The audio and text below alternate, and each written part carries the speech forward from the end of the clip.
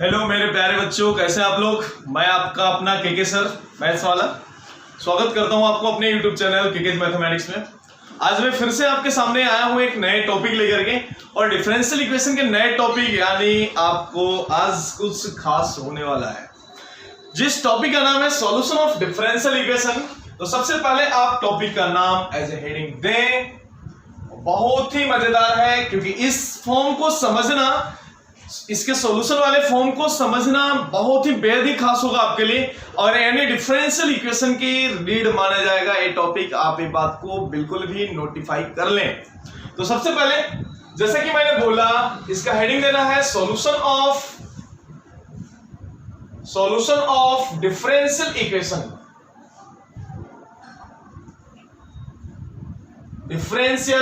Equation.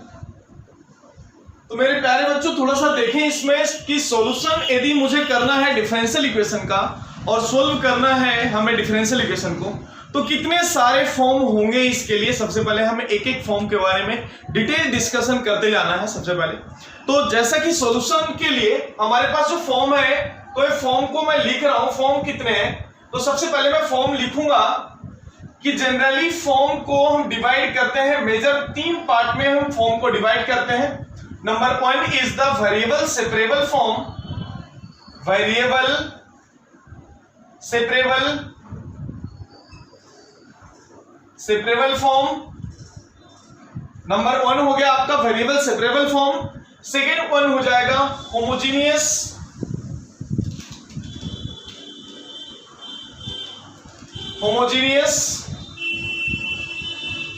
form. यानी कहने का मतलब कि होमोजीनियस का मतलब आपको समझ में आया होगा, यानी सभी के डिग्री सेम होनी चाहिए। होमोजेनियस फॉर्म में रहेगा। एंड नेक्स्ट वन, जो लास्ट वन की जब मैं बात कर रहा हूं, ये फर्स्ट हो गया, सेकंड नंबर हो गया, and third number is the linear form, या लीनियर एलडी जिसको बोलते हैं, लीनियर डिफरेंशियल इक्वेशन बोलेंगे। एक तरफ होमोजेनियस डिफरेंशियल इक्वेशन बोलेंगे, और इसको बोलेंगे वेरिएबल सेपरेबल डिफरेंशियल इक्वेशन। इस तरह के फॉर्म होंगे। अब मैं आपको एक बात और भी बताना चाहूंगा, क्या ये 3 मेजर से हमें काम हो जाएगा? बिल्कुल भी नहीं। इसके अंदर में भी कुछ न कुछ अलग अलग तरीके के फॉर्म होंगे। वो सारे फॉर्म को हमें सोल्व करने का एक एक में तरीका मैं आपको बताने जाऊंगा। तो सबसे पहले वेरिएबल सेपरेबल में मैं बात करूं, तो वेरिएबल सेपरेबल के भी 2 फॉर्म होंगे। कौन कौन सा? तो एक मैं लिख देता हूं इसको type 1,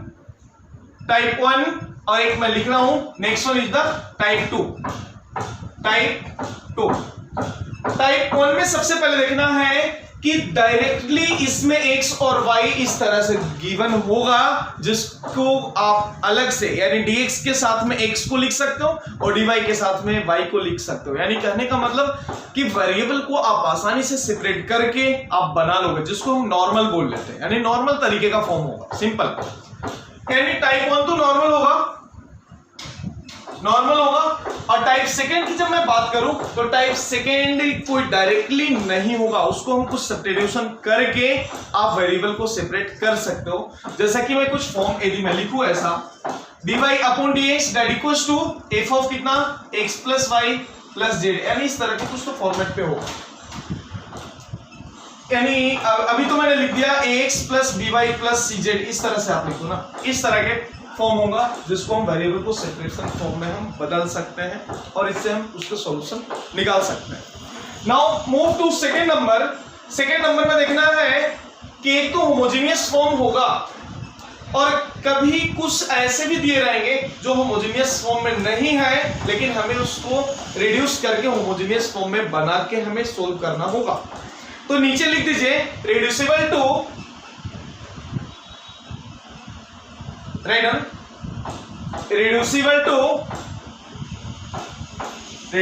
to homogeneous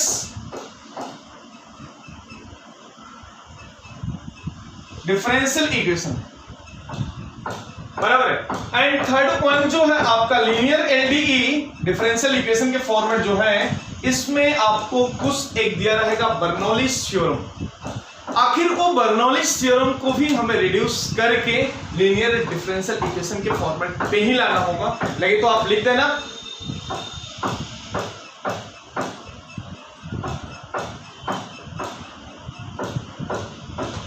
Bernoulli's differential equation के फॉर्मेट होगा एंड इसी फॉर्मेट को बोलेंगे अपन reducible to LDE, linear differential equation, एक वही फॉर्म है। और हमें एक एक करके पूरे कुंडली के बारे में हमें जानकारी लेना है कि यदि इस तरह के फॉर्म कौन सा भी फॉर्म पे रहे तो उसका सॉल्यूशन हमें कैसे करना होगा डिफरेंशियल इक्वेशन में, ये आज के दिन हमें सीखना है। तो चलिए give the heading variable separable form आपका हेडिंग होना चाहिए। नंबर पॉइंट हेडिंग की बात मैं कर रहा हूं, that is the variable separable form. तो सबसे पहले आपको जानना है वेरिएबल सेपरेबल फॉर्म में हेडिंग दीजिए। ये तो मैंने आपको इसका इंट्रोडक्शन दिया सॉल्यूशन वाले को। अब मैं एक हेडिंग दे रहा हूं variable separable form, separable form. अब एक बात बेटा, सबसे पहले आपको एक बात समझना है वेरिएबल सेपरेबल फॉर्म में कि आखिर हम क्या करते हैं, यानी डिफरेंशियल इक्वेशन के फॉर्मेट कैसे होंगे। तो आप लगे तो लिख देना, if the differential equation can be expressed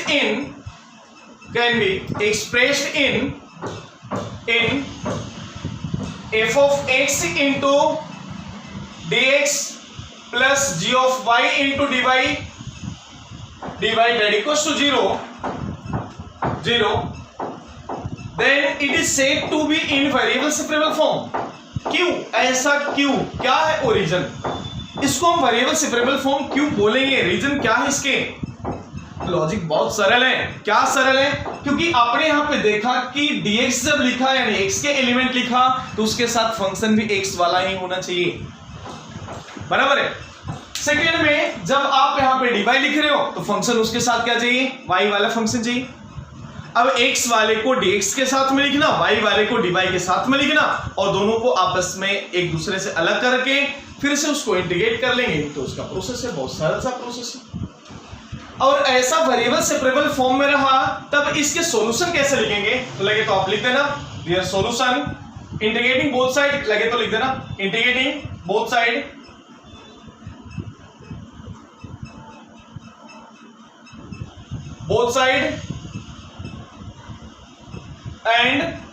and get their solution,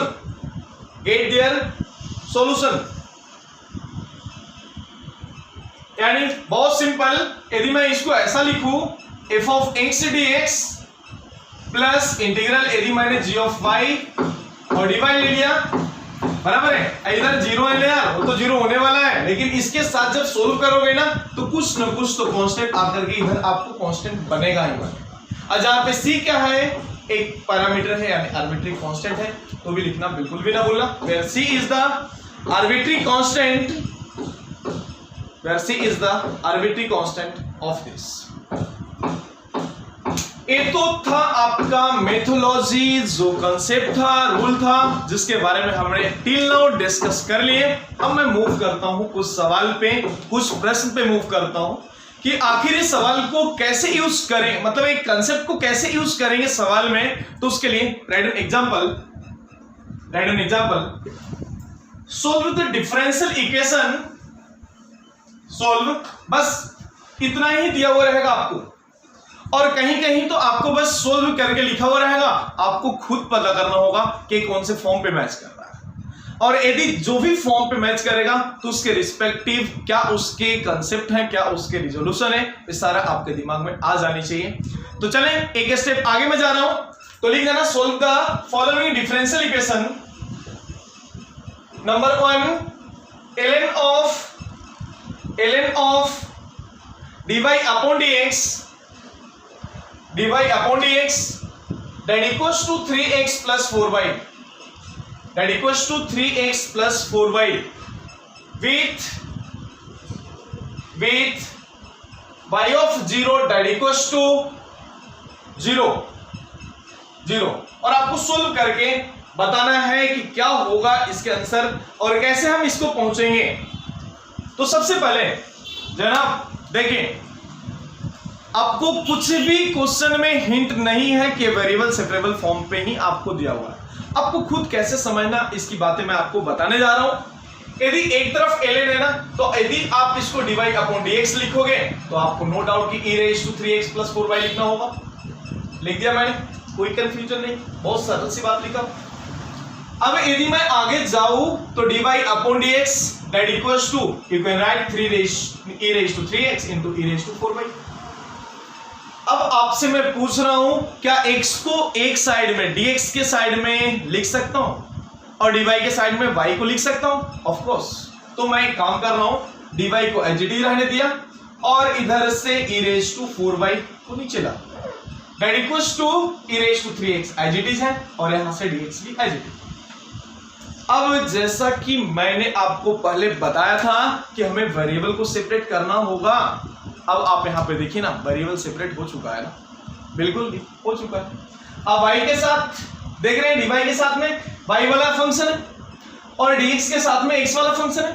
यानी कहने का मतलब नाम से ही इसके काम समझ में आ गया कि वेरिएबल सेपरेट हो चुके हैं। अब जब वेरिएबल सेपरेट हो चुके हैं तो कौन सी बात है यार, कितना सरल सी बात। यदि आप चाहो इसको ऊपर में ऐसा लिख देना, into dy that equals to e raise to 3x into dx। अब इंटीग्रेटिंग बोथ साइड जो हमने बहुत पहले से पढ़ने आया है, क्योंकि इसके सॉल्यूशन निकालने हैं अपने को, तो नो डाउट कि इंटीग्रेटिंग बोथ साइड कर दिया मैंने। और जब इंटीग्रेटिंग मैंने बोथ साइड किया तो e रेज़ टू x का इंटीग्रल होता क्या है? सेम ही तो होता है, कोई फर्क थोड़ी ना पड़ने वाला है। तो बेटा आप मुझे बताइए, e raise to -4y as it is और y के मल्टीपल में जो कुछ भी होगा उससे हम डिवाइड करते हैं, दैट इज द -4 से हमने इसको डिवाइड कर दिया, ऐसा करते हैं। दैट इक्वल्स टू, अब आप मुझे बताइए e रेज़ टू 3x का एज इट इज होगा अपॉन 3 प्लस कांस्टेंट c देना बिल्कुल भी ना भूलना, क्योंकि कांस्टेंट c तो हमें देना हमारे फर्ज है। कांस्टेंट c मैंने दे दिया। अब एक बात समझिए, क्या होगा इसके रिजल्ट। आखिर मैंने क्या किया, c कैसे निकलेगा, क्योंकि अब इसके लिए कुछ कंडीशंस गिवन है। y of 0 that equals to 0 a given है। यानी कहने का मतलब कि यदि आप यहां से x को और y को यदि दोनों को यदि आप 0 पकड़ लेते हो तो आपके रिजल्ट क्या बनेंगे वो आपको निकाल लेना। अब आप मुझे बताइए इसमें, यानी कहने का मतलब कि इसको इक्वेशन नंबर 1 कर लिया, यानी put x is equal to 0, y of x है गिवन ऐसा, और y के रिजल्ट भी क्या निकल रहे हैं 0। यानी बहुत सरल सी बात, जब x 0 रख रहे हो ना तो y के भी आंसर क्या निकल रहे हैं 0 निकल रहे हैं। यानी बहुत put x is equal to 0 as well as y is equal to 0 in equation number first. अब बेटा बताइए मुझे कि जब x का वैल्यू 0 और y का वैल्यू भी 0 हो रहा है तो कितना आ जाएगा, e रेज़ टू 0 यानी कितना 1 ही होगा ना, तो -1/4, ठीक है, दैट इक्वल्स टू 1/3 प्लस कितना c, यानी -1/4 -1/3 दैट इक्वल्स टू कितना c बन जाएगा, यानी -3 -4 यानी -7 अपॉन कितना 12 बन गया c का वैल्यू, जो कि आप यहां से निकाल सकते हैं, जान सकते हैं, देख सकते हैं। तो -7/12 बन गया। तो अब बताइए इक्वेशन फर्स्ट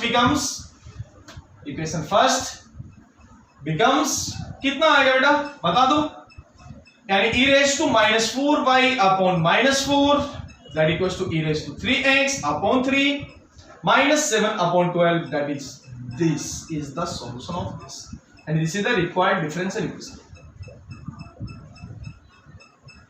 और कभी कभी एक बात आपको ध्यान रखना है कि यदि सपोज दैट की कोई कंडीशन ना गिवन हो तो क्या करेंगे, और यदि कंडीशन गिवन नहीं हो तो बस वहीं पे छोड़ के उसको सीधा आंसर बोल देना है।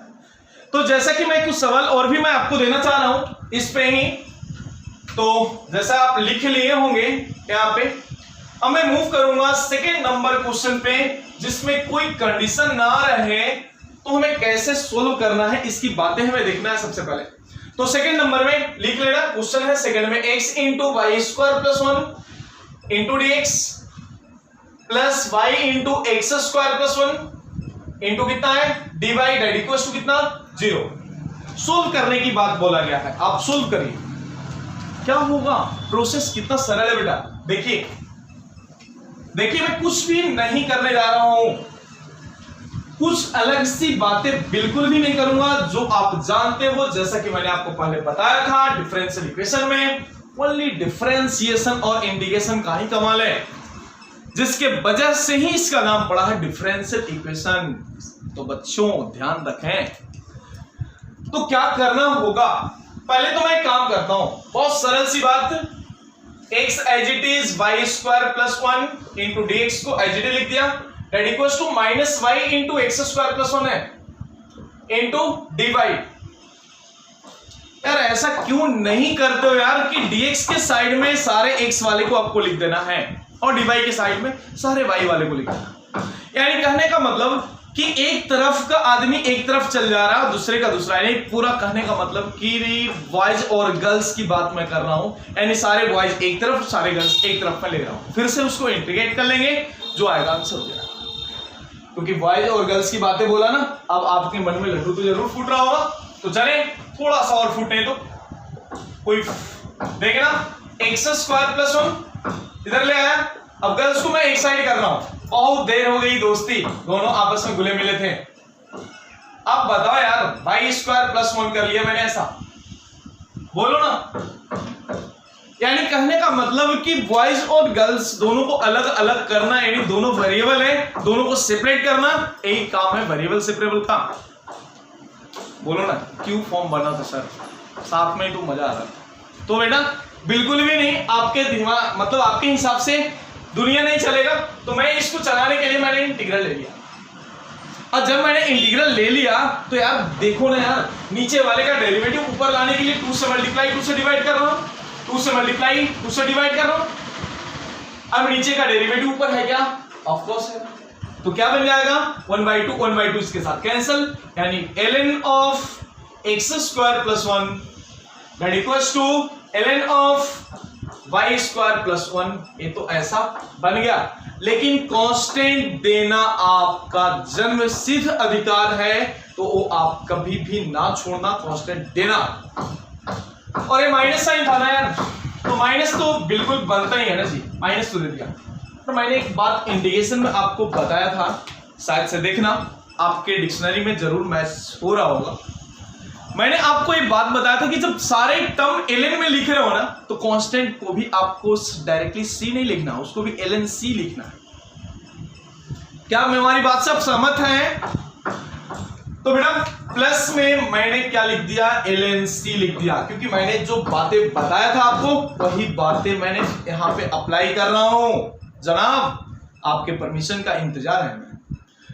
तो चले कोई बात नहीं, लेकिन आप वीडियो जब देख रहे हैं तो आपको इसमें रिप्लाई देना अति आवश्यक है कि आप कर रहे हो या ऐस कर रहे हो।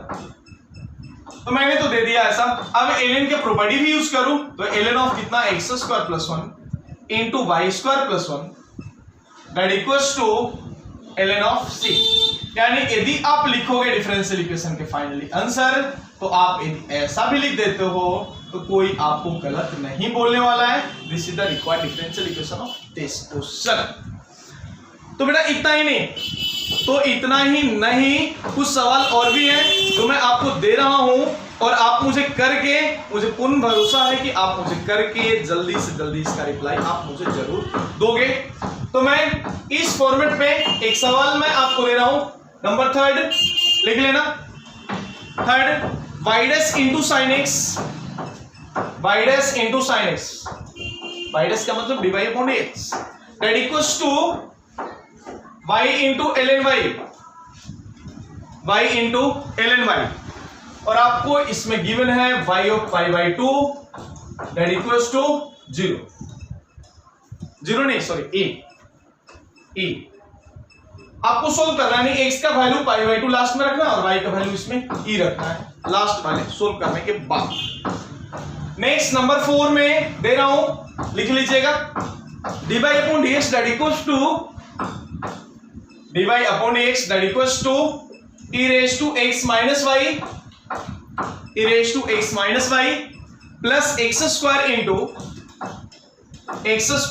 ई रेज टू माइनस 1। आपको वेरिएबल सेपरेबल के मेथड से ये दोनों सवाल सोल्व करके अब मुझे जल्द से जल्द चैट बॉक्स में आप मुझे रिप्लाई दें, और आपके रिप्लाई का हमें जरूर से जरूर इंतजार होगा। तो ये था आपका वेरिएबल सेपरेबल फॉर्म। अब मैं कुछ बातें और भी आपको करूंगा। वेरिएबल सेपरेबल फॉर्म तो आपने देख लिया, लेकिन इसके नीचे जो आपने टाइप लिखे थे, क्या उस टाइप पे कुछ सवाल मैं आपको देना चाहूंगा। तो सबसे पहले अभी आपको ये सवाल आप इतना लिख लें, थोड़ा फास्ट लिखें, लिखने में देर न करें। तो चलें, अब मैं नेक्स्ट पे आ रहा हूं। जो इसके लिए मैंने लिखा था reducible to variable separable form, इस पे मैं आ रहा हूं। जैसा कि आप लिख लिए होंगे, और एक क्वेश्चन आप मुझे जल्द से जल्द होमवर्क की तरह आप मुझे, होमवर्क नहीं, इसको क्लास वर्क बोलूंगा, क्लास वर्क बोलूंगा। क्लास में ही अभी वीडियो को पॉज करके पहले इसको आप कर लें, और चैट बॉक्स में जरूर डाल लें कि हाँ सर हमने कर लिया, हमारा जम गया। आप अपना भी जमा लो। तो चलें, अब मैं मूव करूंगा। वेरिएबल सेपरेबल के ही एक पार्ट और भी है। यदि वेरिएबल सेपरेबल के फॉर्म पे नहीं होगा तब क्या करेंगे, इसके लिए थोड़ा सा और भी हमारे साथ बने रहिए, क्योंकि आज का दिन आपके लिए बेहद ही खास है, बेहद ही खास दिन है आपके लिए। क्योंकि सवाल कहीं ना कहीं, इतने सारे एग्जाम्स हैं, सारे एग्जाम में कहीं ना कहीं यहां से सवाल टच होता ही होता है। आप एक बात जरूर से जरूर ध्यान रखें। तो सबसे पहले अब मैं इसी में आ रहा हूं, differential equation reducible to variable separable form. तो हाँ, आप लिख देना, हेडिंग है ना, differential equation variable to, differential equation reducible to variable separable form. बेटा सबसे पहले देखना है differential equation reducible to variable separable form, यानी कहने का मतलब कि इसका फॉर्म क्या होगा, जो अभी मैंने आपको लिख के दिया था। क्या, जब भी मैंने ट्री डायग्राम एक बनाया था उसमें मैं एक बातें आपको लिख के दिया हूं।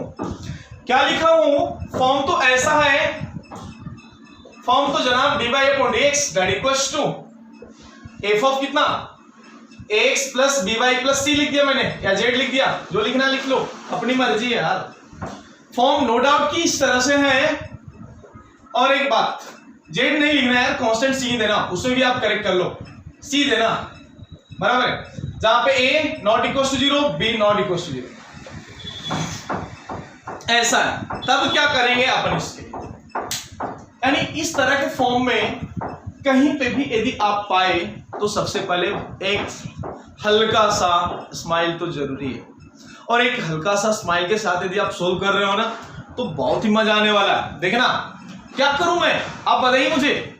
बहुत सरल सी बात, यदि आप इतने वाले अमाउंट जो भी है ना, ये अमाउंट को यदि आप अदर वेरिएबल में उसको रिप्रेजेंट कर लेते हैं, यानी let us assume this is the t, तो बेटा मैंने इसके लिए क्या करना, रूल क्या है, मैं रूल लिख रहा हूं। रूल में आप मेंशन करना, जरूर मेंशन करना, put t is equals to x plus by plus c, ऐसा, बराबर है। Then equation will reduce to variable separable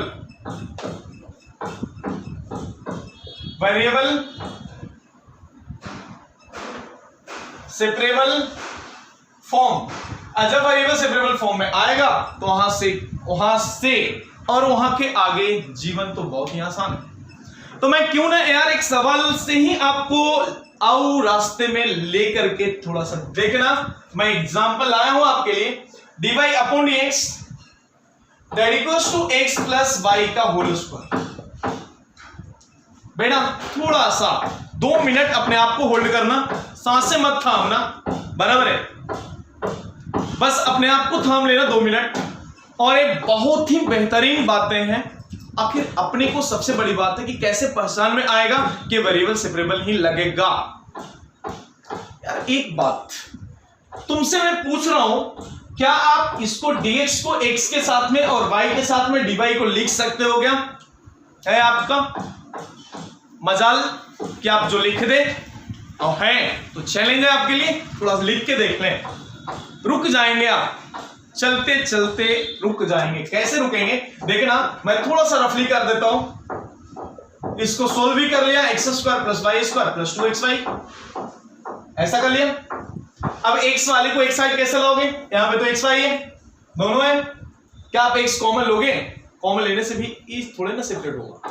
जहां पे भी आप लिखोगे x, उसके साथ y आने वाला ही है, चाहे आप कैसे भी एड़ी चोटी का जोर लगा लें, कभी भी वेरिएबल सेपरेट नहीं होगा। तो आखिर ऐसा कौन सा रूल है जिससे कि हम वेरिएबल को आसानी से सेपरेट करके और फिर से हम वहीं तक पहुंचा सकते हैं और असली मंजिल तक हम पहुंच सकते हैं? आखिर ऐसा कुछ तो होगा ना, ऑफ कोर्स है। तो जो मैंने रूल में आपको बताया था कि जब भी ऐसा है ना, तो आपको बहुत ही हल्के में लेकर के t एज्यूम कर लेना x प्लस वाई को, बराबर है। अब जब मैंने इसको t मान लिया तो आप मुझे बताइए बेटा, dt अपॉन dx क्या हो जाएगा? 1 प्लस dy अपॉन dx लिख दिया वैसा मैंने। And we can also write dy upon dx, that should be written as dt upon dx minus 1, we can write. अब आप मुझे बताएं कि dy अपॉन dx जो है आपका इक्वेशन फर्स्ट वाले क्या बनेगा बेटा, बता दें। dt upon dx minus 1 that equals to कितना, t स्क्वायर हो जाएगा। दे दिया मैंने, 1 को उधर कर लिया, यानी dt upon dx that equals to क्या बना, 1 प्लस t स्क्वायर बन गया।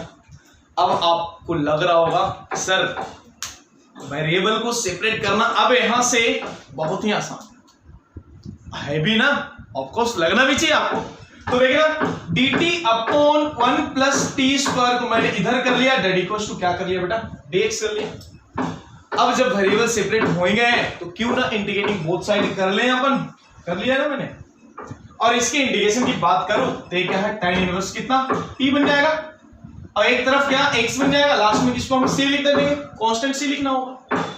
अब एक t की जगह क्या हमने एज्यूम किया था स्टार्टिंग में, तो tan इनवर्स ऑफ क्या बन जाएगा, x plus y that equals to x plus कितना c। This is the required differential equation, यानी दिस इज द आंसर। यानी कहने का मतलब कि यही वह मेथड है जिससे कि आप फंक्शन को बदल सकते हो once again variable separable form में, और बदल के आप उसको आसानी से सोल्व कर सकते हो। बहुत ही आसान था, बहुत ही आसान, कोई सवाल में कोई दम नहीं था। तो मैं एक सवाल और भी आपको दूंगा वेरिएबल सेपरेबल वाले मेथड को रिड्यूस करने, यानी इस मेथड पे लाने के लिए। सेकंड नंबर सवाल इसके लिए, सेकंड नंबर सवाल, solve dy upon dx, solve dy upon dx that equals to नहीं, पहले इसी में है वो लिख लेना, under root of x plus y, under root of x plus y plus 1 that equals to x plus y minus 1, x plus y minus 1, ये आपको लिखना है ऐसा। अब आप मुझे बताएं क्या y वाले को x के फॉर्मेट, y वाले को dy के साथ लिखना होगा? आसान है लिखना? मुझे तो नहीं लग रहा है, क्योंकि रूट में दिया हुआ है, और जब रूट में दिया हुआ है तो आप इसको रूट से बाहर y को नहीं ले सकते हो डायरेक्टली, ये हो जाएगा मैथमेटिक्स का टांग खींचना, बराबर है। तो मैं एक काम कर रहा हूं बेटा, ये रूट वाले पूरे टर्म को ही क्यों ना मान लेते हो यार, कुछ अलग टर्म ऐसा मान लो ना इसी को। तो मैं एक काम कर रहा हूं, पुट कर देता हूं सीधा, put under root of x plus y plus 1 that equals to t। यदि मैंने इसी को t पकड़ लिया तो क्या होने वाला है, कुछ नहीं होगा, होके भी क्या होगा, x प्लस वाई प्लस 1 यदि आप लिखोगे तो t स्क्वायर लिखना होगा, और x प्लस वाई यदि आप लिखोगे तो x प्लस वाई लिख दिया तो t स्क्वायर माइनस 1 लिखना होगा। और यदि लिखना चाहोगे इसका डेरिवेटिव लोगे तो 1 प्लस dy अपॉन dx बन जाएगा, लिख दिया मैंने, that equals to 2t into dt upon dx हो जाएगा, लिख दिया मैंने ऐसा। और यदि आप चाहोगे तो dy upon dx can be written as 2 times of t into dt upon dx minus कितना 1। ये तो आप सब्स्टिट्यूट कर ही सकते हो ना, इसमें कर सकते हो। तो क्या बनेगा इसके जगह पे 2t into D T upon D x minus 1 दे दिया मैंने। उसके बाद है आपका अंडर रूट ऑफ, नहीं तो इसकी जगह तो t है तो मैंने t दे दिया, दैट इक्वल्स टू इसके जगह क्या है x प्लस वाई के जगह पे टी स्क्वायर माइनस 1 और पहले से एक माइनस 1 है यानी माइनस 2 आपका यहां से बन गया। अब बेटा देखिए क्या बन जाएगा, यदि t से मैंने मल्टीप्लाई भी कर लिया तो 2t स्क्वायर। अब तो यार कैलकुलेशन है यार, अब तो ये सड़ा हुआ कैलकुलेशन ही है जो आपको आगे लेके के जाएगा, जिसको मैंने यहां पे लिख दिया। अब देखना a माइनस टी को मैंने इधर करके प्लस टी कर लिया, प्लस टी माइनस 2 मैंने कर ही लिया ऐसा। अब एक बात बताओ ना, क्यों ना हम t को एक तरफ dt के साइड में लेके चले जाएं। अब तो वेरिएबल को सेपरेट करना आसान है, तो कैसे करना बताओ यार, कितना सरल है यार। देखो dt है ना, हाँ है ना, 2t स्क्वायर ऊपर में है ना, अपॉन नीचे कितना है t square plus t minus 2 ऐसा कर लिया इंटू dt।